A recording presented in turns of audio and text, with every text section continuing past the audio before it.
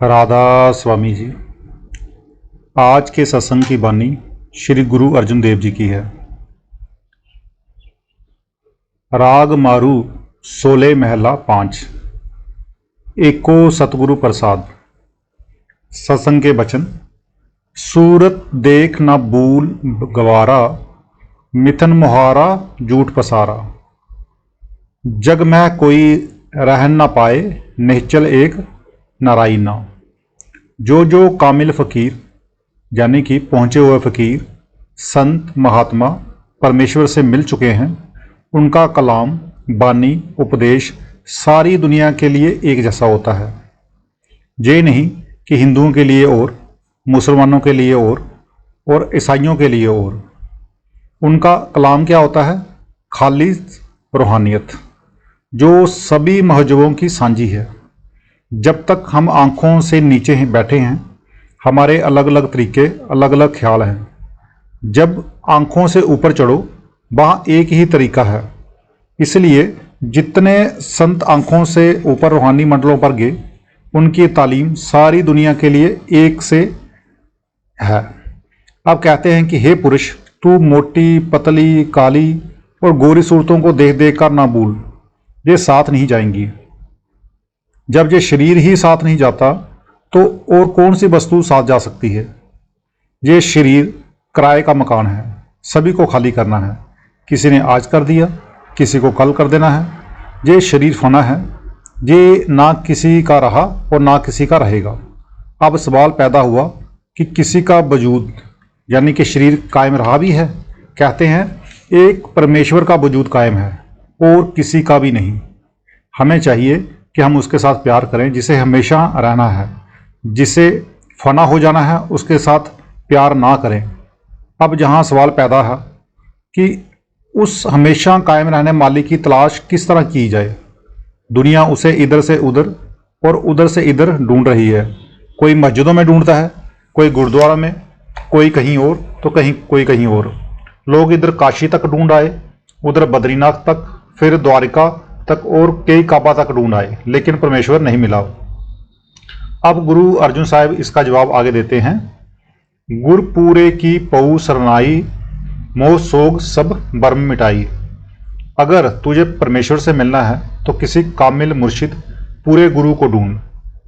अब सवाल पैदा हुआ कि कामिल मुर्शिद क्या देता है? कहते हैं जब आप उसके पास जाओ, वह सबसे पहले आपके जितने भ्रम हैं, संशय हैं, सारे मिटा देगा और आपकी तसल्ली करा देगा। एको मंत्र दृढ़ाए, औखच सच नाम रिद गाइना। कामिल मुर्शिद सारी दुनिया को एक ही दवा देता है। ये नहीं कि हिंदुओं को और, मुसलमानों को और, ईसाइयों को और। वह कहता है तेरे अंदर कलामे इलाही है, इसमें आजम है, गुरबानी है, सच्चा नाम है। तू अंदर जा और उसके साथ प्यार कर। जिस दिन से दुनिया बनी है तब से एक ही समान मालिक ने सबके अंदर रखा हुआ है। जब हम किसी पूरे गुरु के पास जाएं, वह कहता है कि अपनी रूह को उस नाम के साथ जोड़ दे।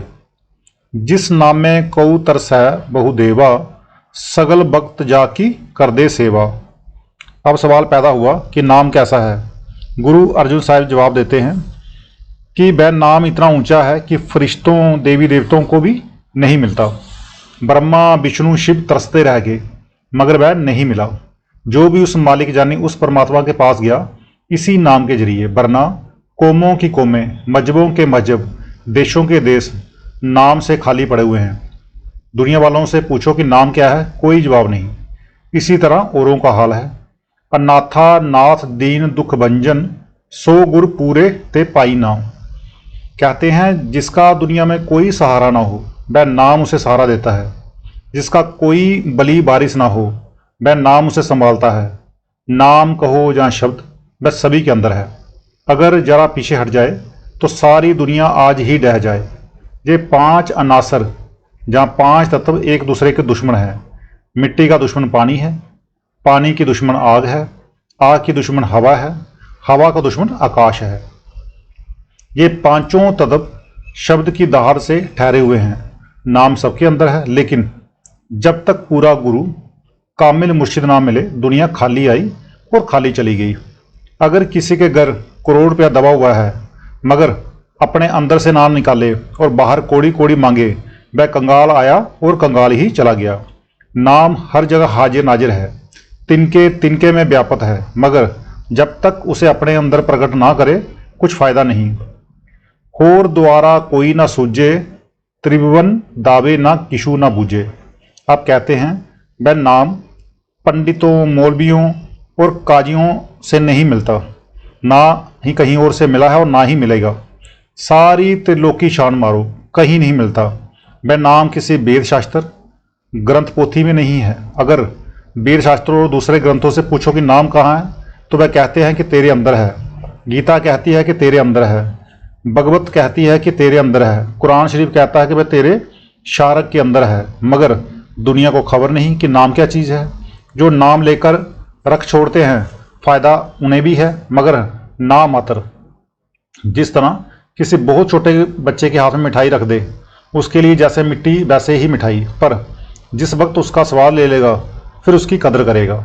ऐसे नहीं, नाम कामिल मुश्किल भी नहीं मिलता, क्योंकि ऐसे ही मिल गया तो इसकी कदर कौन करेगा। पहले जिन जिन महात्माओं को भी मिला मेहनत करके, किसी ने 12 साल पानी डोया, किसी ने ताना बुना, किसी ने कुछ सेवा की, किसी ने कुछ। ये सेवा और प्रेम का मार्ग है, जहाँ हठ और जबरदस्ती नहीं। यही गुरु नानक साहब जी कहते हैं, हठ कर मरे ना लेखे पावे। यानी जितना हठ करेगा उतना दूर होगा, जितना प्रेम करेगा उतना नज़दीक होगा। जो सत्संगी हुक्म नहीं मानता उसे कुछ नहीं मिलता। पहले कुछ समय महात्मा के पास बैठना चाहिए, उनके पास बैठने से उनकी रमज की समझ आती है, बैठने का सलीका आता है। सतगुरु साहू पंडार नाम, जिस एह रतन तिसे ते पाइना। कहते हैं नाम का साहूकार सतगुरु है, ये दौलत उसके पास है, दूसरा कोई हजम नहीं कर सकता। आम हालात क्या है, जरा अंदर कुछ आया, रिद्धियाँ सिद्धियाँ देकर ख़त्म कर दिया। नाम का हजम करना कोई आसान है क्या? क्या कहते हैं गुरु नानक अर्जुन देव जी, मत होदी होए इयाना, तान होदे होए निताना। जाकी दूर करे पुनीता, सुर नर देव ना पावा मीता। कहते हैं सतगुरु के चरणों की धूली जो खंडों ब्राह्मणों की पवित्र करती है, वह देवी देवताओं को भी नहीं मिली। ब्रह्मा विष्णु शिव सभी उससे खाली हैं। वह धूली कब मिलती है? जब रूह जहाँ से आदि में आई थी उधर को सिमटे। पहले तारामंडल आएगा, फिर सूरज चंद्रमा आएंगे, उन्हें पार कर जाओ, वहाँ का जो नूर है उसे भी पार करो। इससे आगे सतगुरु के चरणों की धूली है। लोग बाहर ही बाहर पढ़ने पढ़ाने में लगे रहे, अंदर ना चढ़े, खाली आए और खाली चले गए। सतपुरख सतगुरु परमेश्वर, जिस बेटत पार पराई ना। कहते हैं सतगुरु अकाल पुरुष परमेश्वर रूप होता है। अगर अंदर सतगुरु की चरण धूली मिल जाए तो उसके साथ हर वक्त बातें कर सकता है, फिर हर वक्त इसके साथ रहता है। जिसे ये अवस्था प्राप्त हो जाए, समझो उसकी गुरु भक्ति मुकम्मल हो गई। वह शिष्य धन्य है जिसके साथ सतगुरु अंदर बातें करे। इसलिए गुरु अमरदास जी कहते हैं, नानक जिन्ह कऊ सतगुरु मिलिया, तिनका लेखा निबड़िया। जिन्हें जीते जी सतगुरु मिल गया उनके उद्धार में कोई शक नहीं, क्योंकि जब सतगुरु मिला उसने नाम दे दिया। वह कहता है कि पकड़ शब्द को और चढ़ चल ऊपर, मैं अंदर हर मंजिल पर तेरे साथ हूँ। लेकिन ये दौलत भाग्य वालों की है, कमाई वालों की है, बिना कमाई नहीं मिलती। जिसे सतगुरु मिल गया और उसने अंदर चरण धूलि हासिल कर ली, उसका जन्म मरण खत्म हो गया।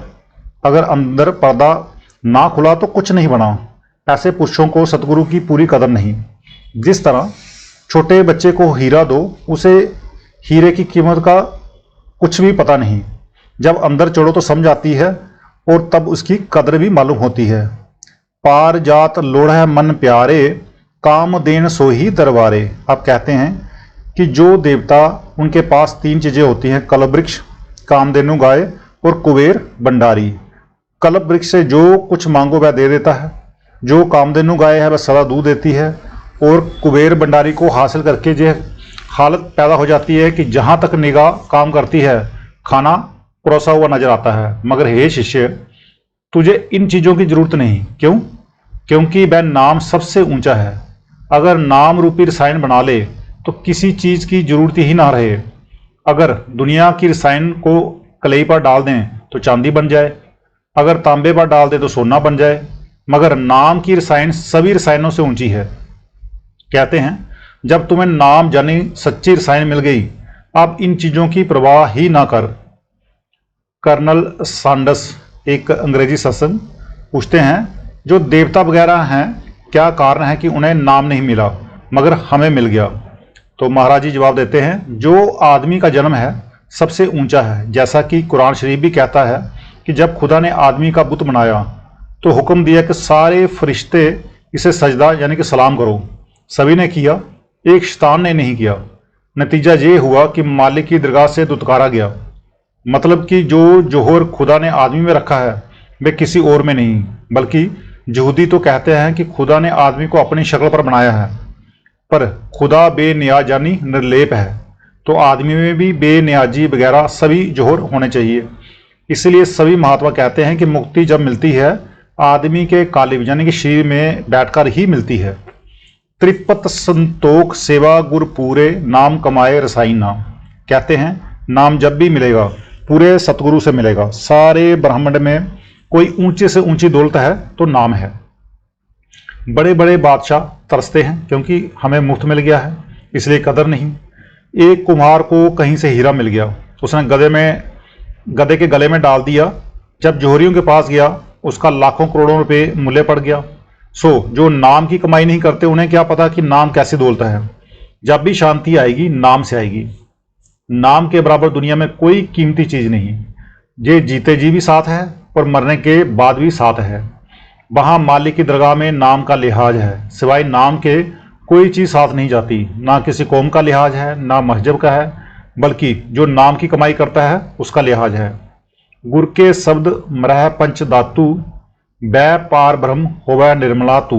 कहते हैं जो रसायन है वह तो सोना चांदी बनाता है, मगर नाम वह कीमती रसायन है कि अगर इसकी कमाई करें तो 5 धातुएं यानी काम क्रोध लोभ मोह अहंकार मर जाते हैं। जब 5 धातुएं मर गईं रूह मालिक के साथ मिल गई। अगर 5 धातुओं को मारने वाला कोई रसायन है तो खाली नाम है, नाम से बढ़कर कोई भी रसायन नहीं। पारस जब बेटे गुरु पूरा ता पारस परस दिखाई ना। पारस एक पत्थर होता है, अगर लोहे पर उसके साथ लगा दें तो उसे सोना बना देता है, लेकिन पारस नहीं बना सकता। अब लोहा भी मिट्टी है और सोना भी मिट्टी है। संत वह पारस है जो हमारी रूह को परमात्मा के साथ मिलाकर हमें पारस बना देते हैं। ये कामिल मुर्शिद की ताकत है कि वह आत्मा को परमात्मा यानी रब के साथ मिलाकर रब का रूप बना देते हैं। जो बंदे से खुदा बना दे उस गुरु की कितनी दया है। जो गुरु की शरण में नहीं गए उनका क्या हाल है। उन्होंने मनुष्य जन्म गवा दिया, अब वे कुत्ते बिल्ली बनते हैं, दूसरी खोटी योनियों में जाते हैं और दोजख में पड़े सड़ते हैं। कई बैकुंठ नहीं लवे लागे मुक्त बपूड़ी भी ज्ञानी त्यागे। कहते हैं जो लोग बहिशत बैकुंठ स्वर्ग वगैरह को हासिल करने के लिए अलग अलग साधन करते हैं और जगह जगह टक्करें मारते फिरते हैं, कौमों की कौमें मजहबों के मजहब देशों के देशों का यही हाल है। हिंदुओं में स्वर्ग बैकुंठ की महिमा है, मुसलमानों में बहिशत की, मगर जो परमात्मा के आशिक हैं वे ये चीज़ें नहीं मांगते। ख्वाजा हाफिज साहब कहते हैं चूंकि अंदर हर दो आलम जार भी बायद मरा बा बहिश्तो दो जखो बा हरू का गिलमा चिहकार। दोनों जहानों में मुझे मैं परमेश्वर चाहिए। मैं ना हूरें यानी कि अफसरें मांगता हूँ, ना स्वर्ग ना गिलमान यानी कि गुलाम।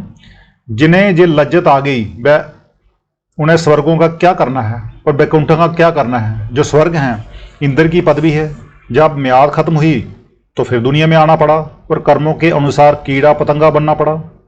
एक दफ़ा का जिक्र है, एक महात्मा ने कुछ बंदगी की। बंदगी के बाद एक दिन उसने ऐलान कर दिया कि जो मेरा दीदार करेगा वह सीधा बहिश्त में जाएगा। इसलिए लोग उसे पालकी में बिठाकर ले जा रहे थे कि बहिश्त के चाहवान बेशुमार लोग उसके दर्शनों को आ रहे थे। रास्ते में एक मस्त फकीर बैठा था। शोर सुनकर उसने पूछा कि ये शोर कैसा है। किसी ने कहा कि फलाना फलाना एक फकीर आ रहा है, उसका ऐलान है कि जो मेरा दर्शन करेगा बहिश्त में जाएगा। इतना सुनना था कि मस्त फकीर सड़क की तरफ पीठ करके मुंह डांप कर बैठ गया। जब बहिश्त देने वाले फकीर की पालकी वहां पहुंची तो वह हैरान रह गया कि ये कौन है जो मुझे देखकर मुंह डांप कर बैठा है, जबकि सारी दुनिया मेरे दीदार को आ रही है। ये सोचकर कहता है कि पालकी को खड़ा कर दो। फिर पालकी से उतरकर कहता है कि हे भले मानस, तुमने मुंह और सिर क्यों डांप रखा है? वह कहता है, मैं तुम्हारा मुंह नहीं देखना चाहता, मुझे जाना है सचखंड। तुम देते हो बहिश्त, मैं तुम्हारा मुंह क्यों देखूं? फकीर कहने लगा, तुम मेरे मुर्शिद हो, मेरे गुरु हो, इसलिए ख्वाजा हाफिज कहते हैं, आशिके जारम मरा बा कुफरो बा इमा चिहकार, तिशनाए दर्दम मरा बा बसलो बा हिंजा चिहकार। मैं उसका आशिक हूँ, मुझे मोमिन बनने की जरूरत नहीं। मैं ना कुफर मांगता हूँ, ना ईमान, और ना ही कुछ और। इंककार सतगुरु ते पाइये, अहू बल बल गुरु दरसाई ना। कहते हैं वह खुद खुदा परमेश्वर सतगुरु के जरिए मिलता है। जब सतगुरु ने राह बताई, हमने मेहनत की, अंदर पर्दा खोला, हमें परमेश्वर मिल गया। इसलिए कहते हैं हम बार बार गुरु पर कुर्बान जाते हैं, उसके दर्शनों पर कुर्बान जाते हैं, जिसके जरिए हमें परमेश्वर मिला। गुरु की सेवा न जाने कोई, गुरु पार ब्रह्मा अगोचर सोई। अब गुरु साहिब कहते हैं कि हम गुरु की सेवा ही कर नहीं सकते, क्योंकि गुरु हमारा तन मन धन लेना नहीं चाहता। उसके पास अपना मौजूद है और हमारा लेकर उसे क्या करना है। त्रिलोकी का राज वह नहीं चाहता, और जो त्रिलोकी से परे पार ब्रह्मा सतनाम है वह उसकी अपनी चीज है। गाय को उसका ही दूध दो, वह उसका अपना है। फिर कहते हैं कि लोग ये भी नहीं जानते कि गुरु की सेवा क्या है। गुरु की सेवा उसके हुक्म की पालना है। अगर हुक्म में ना रहा तो वह शिष्य नहीं। सत्ता और बलवंडा दो मिरासी थे, जे जिनकी बानी है, उनके दरबार में वे राग गाया करते थे। उनके घर में एक जवान लड़की थी जिसके विवाह की फिक्र हुई। एक दिन गुरु साहिब को कहने लगे कि लड़की का ब्याह करना है, कुछ माया चाहिए। गुरु साहिब ने कहा कि बहुत अच्छा। ये कहकर 100-200 रुपये देने चाहे, मगर उन्होंने इनकार कर दिया और कहा कि आपके दरबार में 2-2-400 4-400 शिष्य आते हैं, आपको क्या परवाह है? रुपयों की बोरियों के मुंह खोल दो। जब गुरु साहिब ने कोई उत्तर ना दिया तो वे कहने लगे कि कम से कम हमें प्रति शिष्य टका उगाही करा दो। उनका ख्याल था कि गुरु साहिब के शिष्य काबुल कंधार तक हैं, हमारे हजारों रुपये बन जाएंगे। लेकिन जब अगले दिन गुरु साहिब ने 4.5 टके निकालकर आगे रख दिए तो वे देखकर हैरान रह गए। गुरु साहिब ने उनकी हैरानी को दूर करते हुए कहा, पहला शिष्य गुरु नानक साहब, दूसरा शिष्य गुरु अंगद देव, तीसरा शिष्य गुरु अमरदास, चौथा शिष्य गुरु रामदास और आधा शिष्य मैं हूँ। लेकिन वे रूठ कर चले गए और अगले दिन सत्संग में ना आए। उनका ख्याल था कि अगर हम राग नहीं करेंगे तो जहाँ कोई भी नहीं आएगा। हम राग करते हैं तो लोग आते हैं, जब कोई नहीं आएगा तो हमें खुद मनाने आएंगे और खुश करेंगे। गुरु साहिब ने एक शिष्य के हाथ संदेशा भेजा कि आओ कीर्तन करो, मगर वे नहीं आए। दूसरा संदेशा भेजा कि आओ कीर्तन करके संगत को खुश करो, हम आपको खुश कर देंगे, नहीं आए। तीसरा संदेशा भेजा, नहीं आए। गुरु साहब में नम्रता और सहनशीलता कमाल की थी, जरा भी बुरा नहीं माना। खुद उनके घर गए और कहा कि जितना रुपया हमारे पास है ले लो, बाकी फिर सही, मगर रूठो ना, आकर कीर्तन करो। फिर भी वे नहीं माने। उनको पक्का यकीन हो गया कि हमारे बिना इनका काम नहीं चलता, इसलिए अब खुद आए हैं। कहते हैं कि अगर हम राग नहीं करेंगे तो दुनिया में नहीं आएगी। और साथ ही ये भी कहा कि जो आपका बड़ा गुरु नानक था उसे भी तो हमारे मर्दाने ने बनाया था। इसी तरह गुरु नानक साहब से लेकर सारे गुरु साहिबान की निंदा की। गुरु अर्जुन साहब ने कहा, आप मेरी निंदा जितनी चाहे करते, मगर मेरे गुरु नानक साहब और दूसरे गुरु साहिबान की शान में गुस्ताखी के कलमे वचन ना कहते। जाओ, तुम भ्रष्ट हो गए हो। मैं तुम्हारा मुंह देखेगा वह भी भ्रष्ट हो जाएगा। जो इनकी सिफारिश लेकर आएगा उसे गधे पर सवार किया जाएगा, मुंह काला किया जाएगा, पीछे लड़के लगवाए जाएंगे और गांव गांव घुमाया जाएगा। इधर गुरु साहिब ने और आदमी बुलाकर कीर्तन करवा लिया। जब संगत को पता लगा तो उन्होंने फटकार दिया। माली की मौज, वे उसी वक्त बीमार पड़ गए, कोढ़ हो गया और शरीर से खून और पीप बहने लगी। जितना रुपया पास था वह दवा दारू में खर्च हो गया। अब जिस भी शिष्य के पास जाते हैं वह मुंह नहीं लगाता और जो गुरु का फटकारा हुआ है उसे कौन मुंह लगाए। अब जिधर जाते हैं आगे शिष्य दरवाजा बंद कर लेते हैं। जब बहुत आतुर हुए तो बाई लद्दा के पास गए। लद्दा एक मशहूर परोपकारी था। उसे नीचे से आवाज दी, लद्दे बाई लद्दे, जैसे भी हो सके हमें बचा, दुनिया में हमें कोई झेलने वाला नहीं। जब लद्दे ने बात सुनी उसने भी मुंह ढक लिया और दरवाजा बंद करते हुए बोला कि गुरु के फटकारे हुए को कौन झेले। जब उन्होंने बहुत आजीजी की तो कहता है कि अच्छा, जो कुछ मुझसे हो सकता है मैं करूंगा, अब आप जाओ। बे तो अपने घर की ओर चले गए। लद्दे ने एक गधा खरीदा, अपना मुंह काला किया, गधे पर सवार हुआ, पीछे लड़के लगाए और गुरु साहिब की शर्त को पूरा करता हुआ गांव गांव घूमता हुआ अमृतसर आया। अब सारे शहर का चक्कर लगाकर गुरु साहिब की तरफ आया तो उन्होंने दूर से देखकर कहा कि ये शोर कैसा है। संगत ने कहा कि जी लद्दा गधे पर चढ़कर चला आ रहा है। जब पास आया तो अर्ज की कि सच्चे पातशाह, गुरु के धकेले हुए को कहीं स्थान नहीं, अगर कहीं स्थान है तो बता दो। गुरु साहब दयाल हो गए और कहा, अच्छा, जिस मुंह से निंदा की है उसी मुंह से गुरु साहिबान की सिफ्त करें। वह सारी सिफ्त गुरु ग्रंथ साहिब में आई हुई है। फिर भी उन्होंने यही कहा कि तू राम है, तू कृष्ण है, संतों की तारीफ करनी नहीं आई। सो मतलब तो यह है कि संतों के धकेले हुए को कहीं भी स्थान नहीं। वह जाएं तो कहाँ जाएं, गुरु का हुक्म ना माना तो ये सजा पाई। दुनिया गुरु के आश्रय है, गुरु दुनिया के आश्रय नहीं। जो कहते हैं कि गुरु दुनिया के आश्रय हैं वे अंधे हैं। उनकी अंदर की आंखों नहीं खुली, अंधे आए और अंधे ही चले गए। जिसनो लाए सो सेवक जिस बड़बाग मथाई ना। कहते हैं गुरु आप ही दया करके अपना वेद जाहिर करे और अपनी सेवा में लगाए तो हम लगते हैं। जिस तरह अंधा सुजाखे को खुद नहीं पकड़ सकता, सुजाखा आप पकड़ाए तो पकड़ाए, इसी तरह जिसे गुरु कृपा करके अपनी अंदरूनी सेवा यानी नाम की कमाई में लगा दे तो लगा दे। जो उसकी सेवा में लग गया समझो उसके बड़े ऊंचे बागे हैं। गुरु की महिमा वेद न जानना, तुझ मात सुन सुन बखाना। गुरु आता है सचखंड से, वेद निकले हैं दूसरी मंजिल त्रिकुटी से। वेद कहते हैं नेति नेति कि तू बेअंत है, बस इतना ही कहते हैं। पांचवी मंजिल वाले का हाल दूसरी मंजिल वाला कब जान सकता है। कहते हैं गुरु की महिमा वही जानता है जो पांचवी मंजिल से आता है। दुनिया आंधी है, दुनिया को क्या खबर। पार ब्रह्म अम्पर पर सतगुरु जिस सिमरत मन सितलाई ना।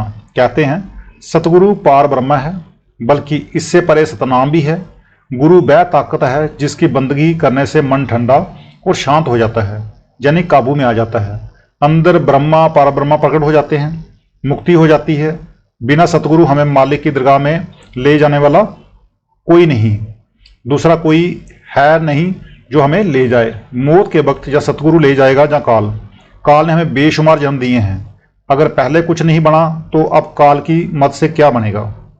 जाकी सोए सुनी मन जीवे, रिद्दे बसे दा ठंडा थीवे।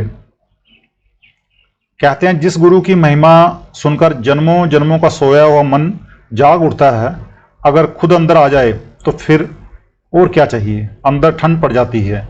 जो अंदर जाते हैं वह उनसे पूछो।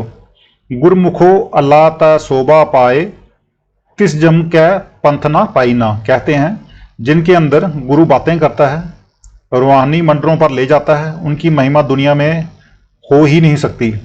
इसी तरह जो सत्संग सुनते हैं, गुरु के हुक्म में रहते हैं, वे भी पीछे नहीं रह जाते बल्कि मालिक के साथ मिल जाते हैं। जिसकी मौत के वक्त सतगुरु आ जाए उसे और क्या चाहिए। नाम वाला हंसता हंसता मरता है, इससे बढ़कर और क्या हो सकता है। बड़े बड़े ऋषि मुनि अवतार जमदूतों से डरते हैं, मगर नाम वाले जरा भी नहीं डरते। क्या कहते हैं गुरु गोविंद सिंह जी, मरण काल का त्रास निवरिए, इससे बढ़कर और क्या हो सकता है। संतन की सरनाई पीड़िया, जीव प्राण धन आगे दरिया। अब कहते हैं कि हमें जो कुछ मिला है अपने गुरु से, जब हम गुरु की शरण में आए, उन्होंने नाम दे दिया, अपने तन मन धन उनके आगे धर दिया, फिर क्या हुआ ये आगे बताते हैं। सेवा सुरत न जाना काई, तुम करो दैया किरमाइना। हे सतगुरु, मुझे तुम्हारी सेवा का कोई ढंग नहीं आता, तुम खुद ही दया करो तो करो, मैं तो कुछ भी नहीं कर जानता। निर्गुण कऊ संग लेओ और लाए, कर कृपा मोहे टहले लाए। पखा फेरू पिसू संत आगे चरण दोए सुख पाई ना। अब कहते हैं, हे सतगुरु, मैं तुम्हें पंखा करूंगा, तुम्हारे चरण दूंगा और जो कुछ हुक्म दोगे वह भी करूंगा, लेकिन मुझे अपने साथ रखो। अगर साथ रखोगे तो मेरा मकसद पूरा हो जाएगा। साथ रखने का मकसद क्या है? उस देश यानी सचखंड में जाना।